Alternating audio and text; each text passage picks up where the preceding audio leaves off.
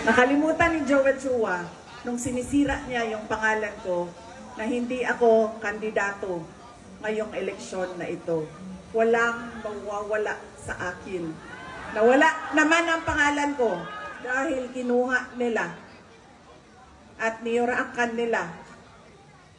Pero nakalimutan niya, kandidato siya ngayong eleksyon na ito. Kaya ano ang dapat nating gawin para kay Apple Nieto? O hindi lang iboto, ano pa ang dapat natin gawin? Ikampanya, idala sa lahat ng mga presinto at sabihan ang ating mga kasama, bigyan nyo ng 0 yang putang inang Joel Chua. Ayan.